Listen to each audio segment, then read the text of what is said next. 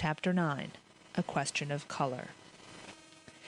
That old nuisance of a Rachel Lynde was here again today, pestering me for a subscription towards buying a carpet for the vestry room, said Mr. Harrison wrathfully.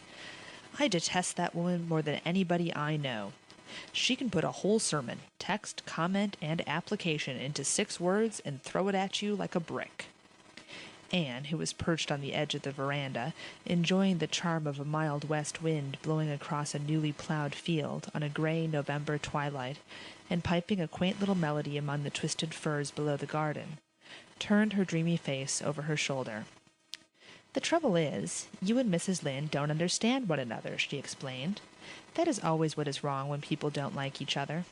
I didn't like Mrs. Lynde at first either, but as soon as I came to understand her, I learned to.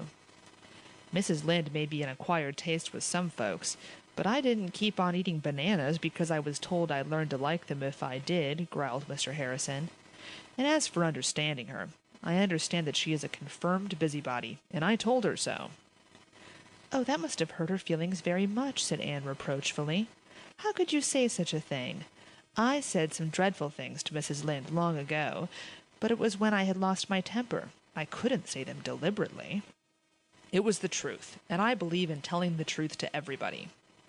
"But you didn't tell the whole truth," objected Anne. "You only tell the disagreeable part of the truth. Now, you've told me a dozen times that my hair was red, but you've never once told me that I had a nice nose." "I dare say you know it without any telling," chuckled Mr. Harrison.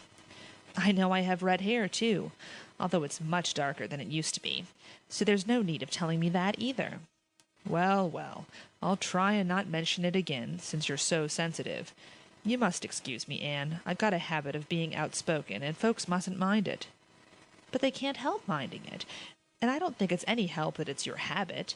What would you think of a person who went about sticking pins and needles into people and saying, 'Excuse me, you mustn't mind it, it's just a habit I've got'? You'd think he was crazy, wouldn't you? And as for Mrs. Lynde being a busybody, perhaps she is. But did you tell her she had a very kind heart and always helped the poor, and never said a word when Timothy Cotton stole a crock of butter out of her dairy and told his wife he'd bought it from her? Mrs. Cotton cast it up to her the next time they met that it tasted of turnips, and Mrs. Lynde just said she was sorry it had turned out so poorly." "I suppose she has some good qualities," conceded Mr. Harrison grudgingly. "Most folks have. I have some myself, though you might never suspect it. But anyhow, I ain't going to give anything to that carpet. Folks are everlasting begging for money here, it seems to me. How's your project of painting the hall coming along?" "Splendidly. We had a meeting of the AVIS last Friday night and found that we had plenty of money subscribed to paint the hall and shingle the roof, too. Most people gave very liberally, Mr. Harrison." Anne was a sweet-souled lass, but she could instill some venom into innocent italics when occasion required. "What color are you going to have it?" "We have decided on a very pretty green. The roof will be dark red, of course. Mr. Roger Pye is going to get the paint in town today." "Who's got the job?" "Mr. Joshua Pye of Carmody. He has nearly finished the shingling. We had to give him the contract, for every one of the Pyes, and there are 4 families, you know, said they wouldn't give a cent unless Joshua got it. They had subscribed $12 between them, and we thought that was too much to lose, although some people think we shouldn't have given in to the Pyes. Mrs. Lynde says they try to run everything." "The main question is, will this Joshua do his work well? If he does, I don't see that it matters whether his name is Pye or Pudding." "He has the reputation of being a good workman, though they say he's a very peculiar man. He hardly ever talks." "He's peculiar enough, all right, then," said Mr. Harrison dryly, "or at least folks here will call him so. I never was much of a talker till I came to Avonlea, and then I had to begin in self-defense, or Mrs. Lynde would have said I was dumb and started a subscription to have me taught sign language. You're not going yet, Anne?" "I must. I have some sewing to do for Dora this evening. Besides, Davy is probably breaking Marilla's heart with some new mischief by this time. This morning the first thing he said was, 'Where does the dart go, Anne? I want to know.' I told him it went around to the other side of the world, but after breakfast he declared it didn't, that it went down the well. Marilla says she caught him hanging over the well box 4 times today, trying to reach down to the dart." "He's a limb," declared Mr. Harrison. "He came over here yesterday and pulled 6 feathers out of Ginger's tail before I could get in from the barn. The poor bird has been moping ever since. Those children must be a sight of trouble to you folks." "Everything that's worth having is some trouble," said Anne, secretly resolving to forgive Davy's next offense, whatever it might be, since he had avenged her on Ginger. Mr. Roger Pye brought the hall paint that night, and Mr. Joshua Pye, a surly, taciturn man, began painting the next day. He was not disturbed in his task. The hall was situated on what was called the Lower Road. In late autumn this road was always muddy and wet, and people going to Carmody travelled by the longer, Upper Road. The hall was so closely surrounded by fir woods that it was invisible unless you were near it. Mr. Joshua Pye painted away in the solitude and independence that were so dear to his unsociable heart. Friday afternoon he finished his job and went home to Carmody. Soon after his departure, Mrs. Rachel Lynde drove by, having braved the mud of the Lower Road out of curiosity, to see what the hall looked like in its new coat of paint. When she rounded the spruce curve, she saw.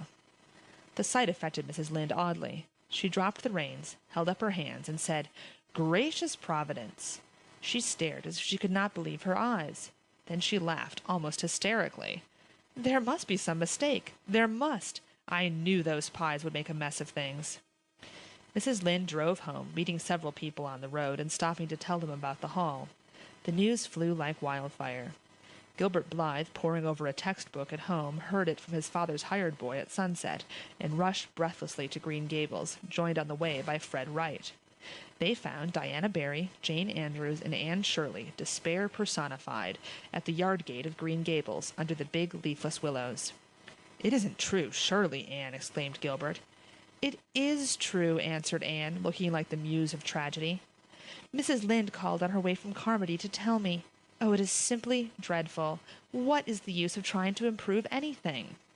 "What is dreadful?" asked Oliver Sloane, arriving at this moment with a bandbox he had brought from town for Marilla. "Haven't you heard?" said Jane wrathfully.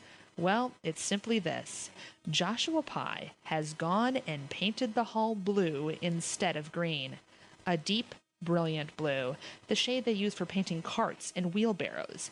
And Mrs. Lynde says it is the most hideous color for a building, especially when combined with a red roof, that she ever saw or imagined.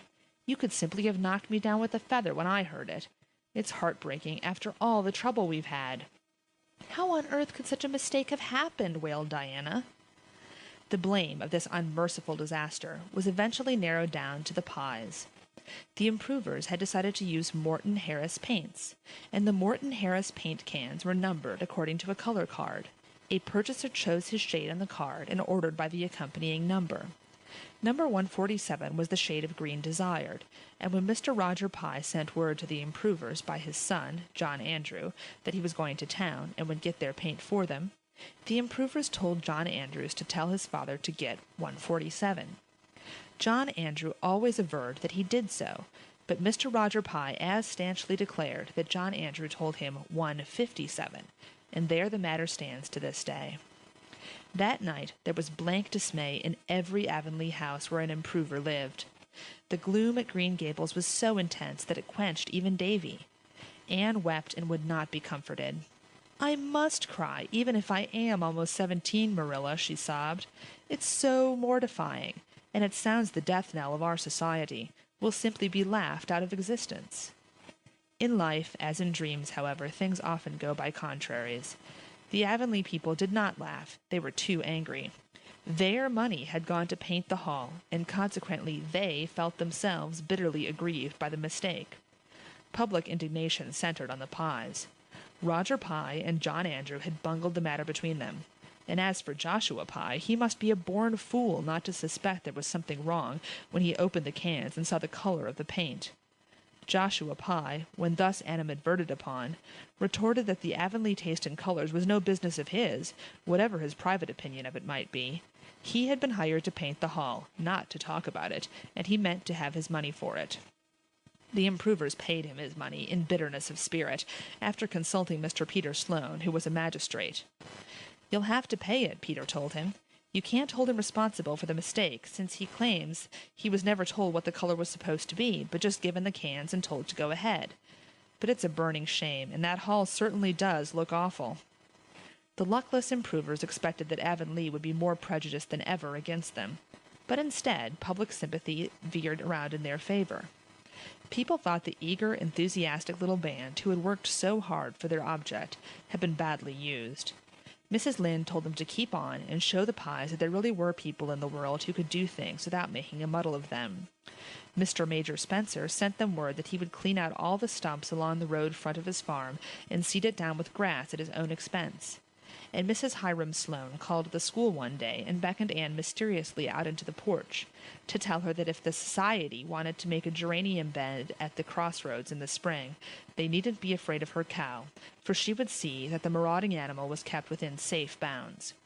Even Mr. Harrison chuckled, if he chuckled at all, in private, and was all sympathy outwardly.